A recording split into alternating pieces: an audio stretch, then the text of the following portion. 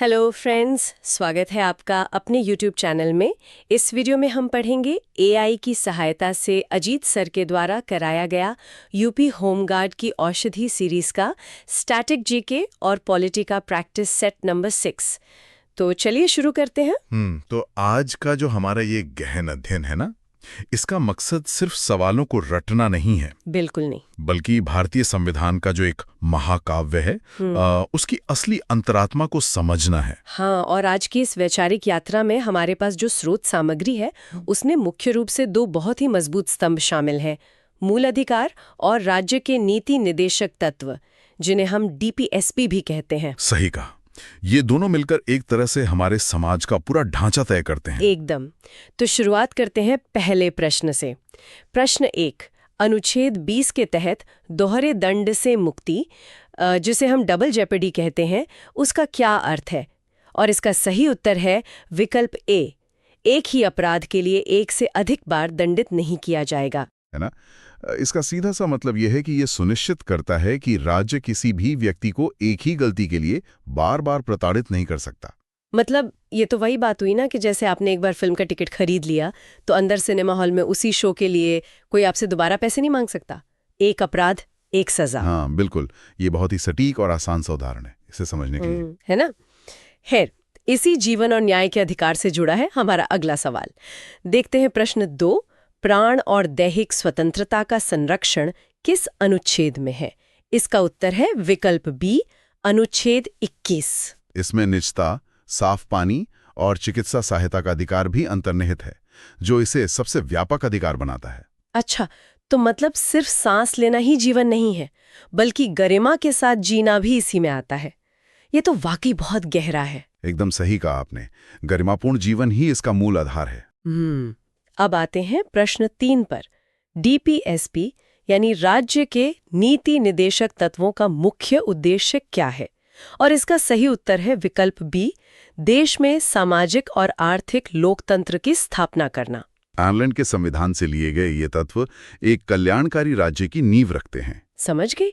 यानी ये सिर्फ राजनीतिक आजादी तक सीमित नहीं है, बल्कि समाज के हर तबके तक विकास पहुंचाने का एक विजन है। बिल्कुल, एक ऐसा विजन जो असमानता को दूर करने की कोशिश करता है। तो जीवन के अधिकार से आगे बढ़ते हुए विकास के लिए जो सबसे जरूरी चीज, शिक्षा और स्थानीय शासन, उसकी ओर चलते हैं। चलिए देखते हैं प्रश्न 4। हाँ, शिक्षा तो समाज की रीढ़ होती है। एकदम।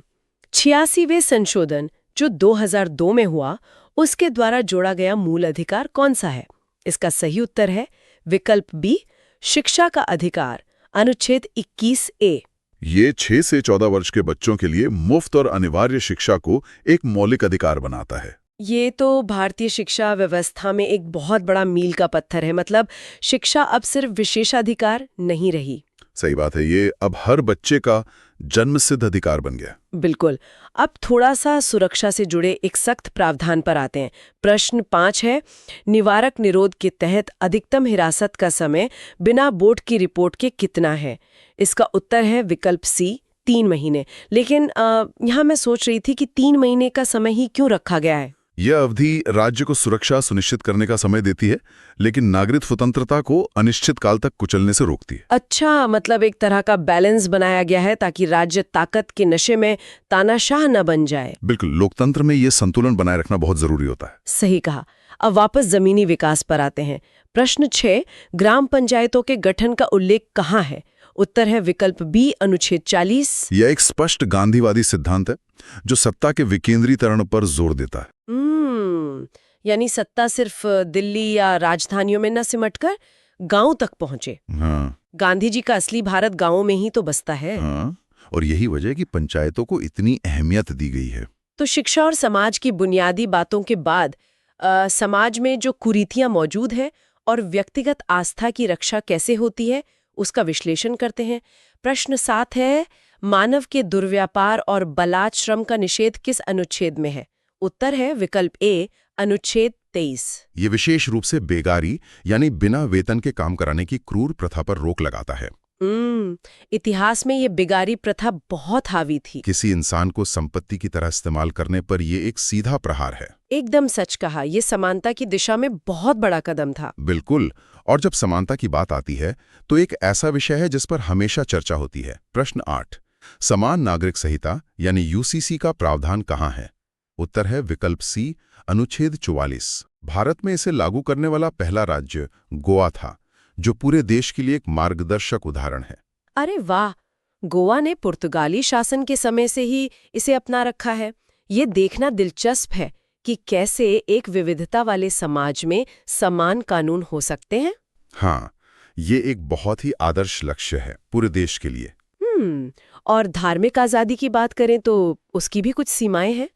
प्रश्न 9 है, अनुच्छेद 25 के तहत धार्मिक स्वतंत्रता पर प्रतिबंध के आधार क्या हैं?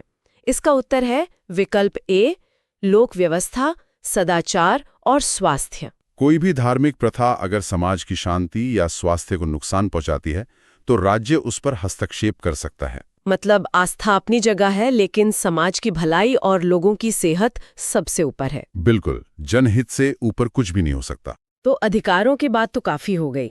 अब जरा इन अधिकारों को सुरक्षित रखने वाली जो हमारी न्यायपालिका है और बच्चों के भविष्य की रक्षा की जो बात है उसकी चर्चा कर लेते हैं। प्रश्न 10 है, कार्यपालिका से न्यायपालिका के पृथक्करण का सिद्धांत कहाँ दिया गया है? इसका उत्तर है विकल्प सी, अनुच्छेद 50। ये शक्तियों के टकराव को रोकता है और न्याय प्रक्रिया को निष्पक्ष बनाए रखता है। बहुत तार्किक है। अगर सरकार चलाने वाले ही जज बन जाएं, तो निष्पक्ष न्याय की उम्मीद तो की ही नहीं जा सकती ना। सही बात है। न्याय की देवी की आंखों पर पट्टी का मतलब यही है कि वो दबाव से मुक्त हो। एकदम सही। और बच्चों की सुरक्षा के लिए चलिए प्रश्न 11 देखते हैं। खतरनाक कार्यों में बच्चों के नियोजन पर रोक की आयु सीमा जो अनुच्छेद 24 में है वो क्या है? उत्तर है विकल्प बी, 14 वर्ष। ये बचपन को कारखानों या खदानों का शोषण से बचाने का एक सख्त कानूनी कवच है। बिल्कुल, कुछ पल के आर्थिक लाभ के लिए किसी बच्चे का पूरा भविष्य अंधकार में नहीं धकेला जा सकता। ये ह्यूमन कैपिटल बचाने की बात है। हाँ, और ये राज्य की बहुत बड़ी जिम्मेदारी भी है। और इसी न्याय की भावना को आगे बढ़ाता है हमारा अगला सवाल। प्रश्न 12, समान न्याय और निःशुल्क कानूनी सहायता किस संशोधन से जुड़ा है? उत्तर है विकल्प ए, 42वां संशोधन। 1976 में जोड़े गए अनुच्छेद 39A का उद्देश्य है कि आर्थिक रूप से कमजोर लोगों को भी न्याय मिल सके। मतलब न्याय सिर्फ अमीरों की जागीर न बनकर रह जाए। अगर कोई गरीब इंसान वकील की फीस नहीं दे सकता तो राज्य उसकी मदद करेगा। बिल्कुल, सच्चे लोकतंत्र की पहचान ही यही है कि न्याय सबके लिए सुलभ हो। अब थोड़ा घरेलू नीतियों से निकलकर जो हमारी वैश्विक सोच है और राज्य की जो धर्मनिरपेक्ष प्रकृति है उसकी ओर कदम बढ़ाते हैं। प्रश्न 13 है, अनुच्छेद 26 के तहत धार्मिक संप्रदायों को प्राप्त न होने वाला अधिकार कौन सा है? और इसका उत्तर है विकल्प डी, धर्म के प्रचार के लिए जबरन धर्मांतरण कराना। भारत में जबरन धर्मांतरण एक कानूनी अपराध है और यह आस्था की सच्ची स्वतंत्रता की रक्षा करता है। बहुत महत्वपूर्ण बात है। लालच देकर या डराकर धर्म बदलवाना किसी की अंतरात्मा की आजादी छीनने जैसा है। एकदम सही कहा। आस्था हमेशा स्वेच्छा से होनी चाहिए। अब प्रश्न 14 देखते हैं।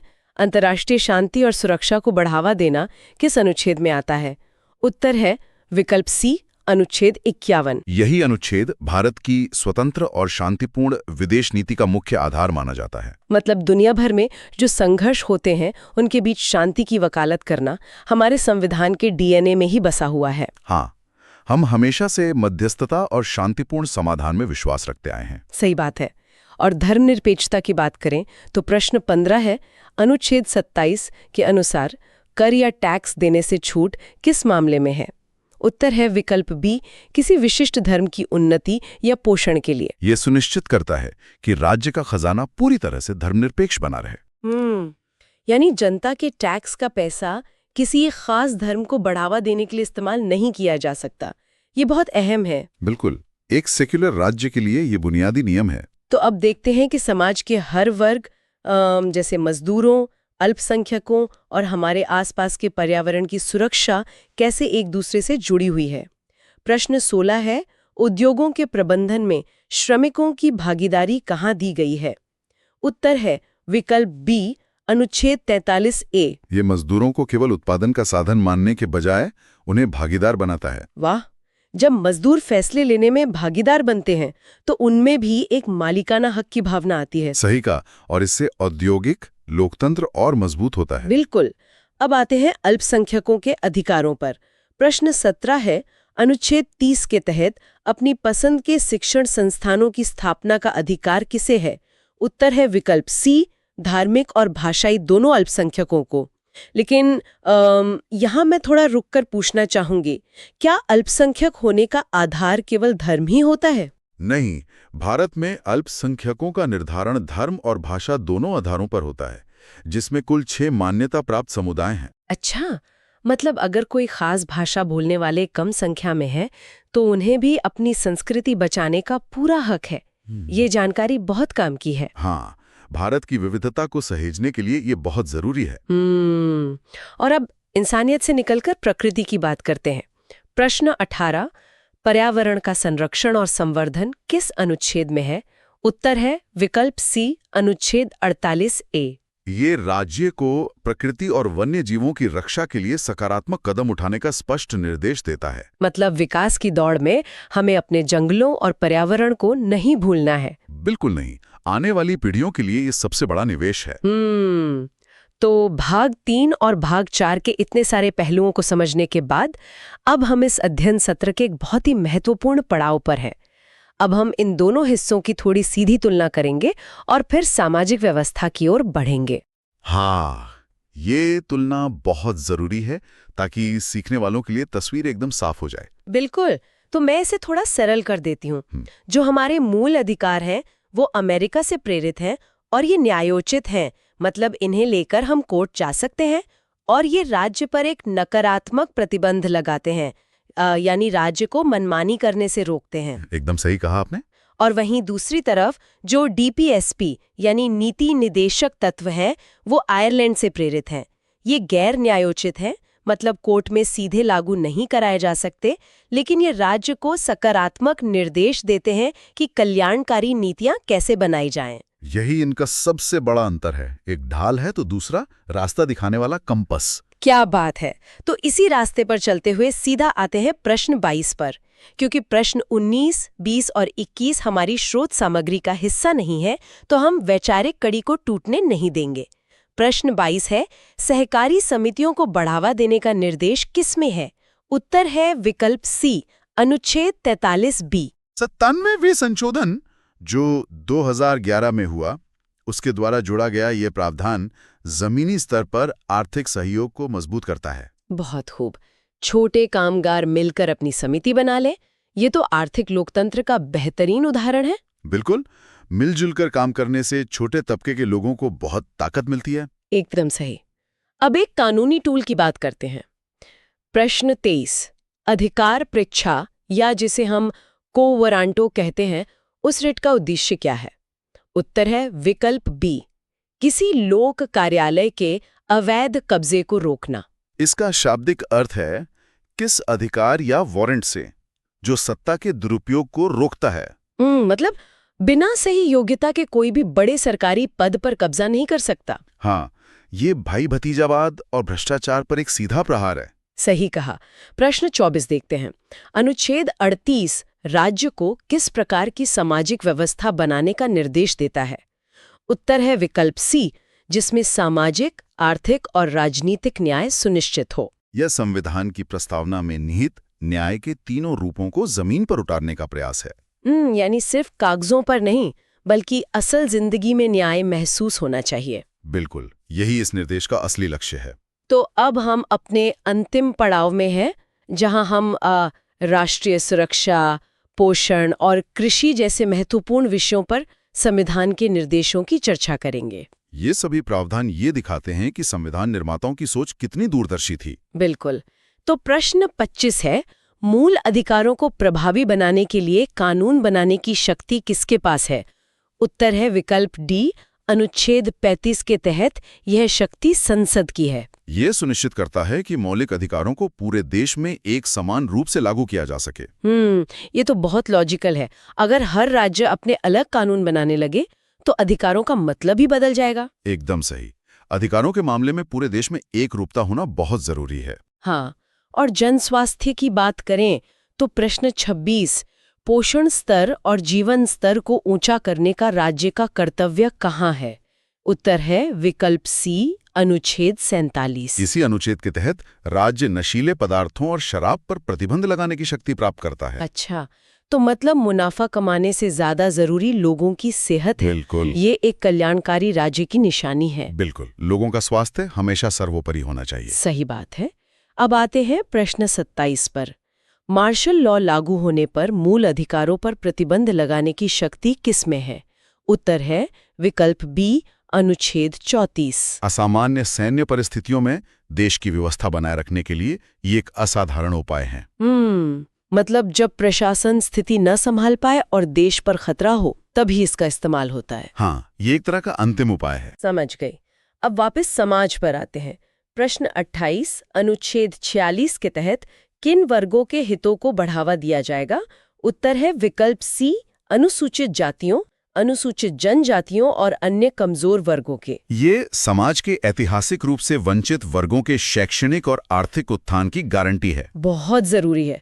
जो लोग विकास की दौड़ में पीछे छूट गए, उन्हें विशेष मदद देना तो राज्य का फर्ज बनता है। बिल्कुल, तभी सच्चा सामाजिक न्याय आ सकता है। एकदम।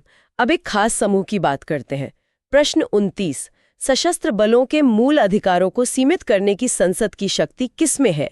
उत्तर है विकल्प बी, अनुच्छेद 33। ऐसा इसलिए किया जाता है ताकि सुरक्षा बलों में अनुशासन बना रहे और वे अपने कर्तव्यों का उचित निर्वहन कर सकें। समझ गई।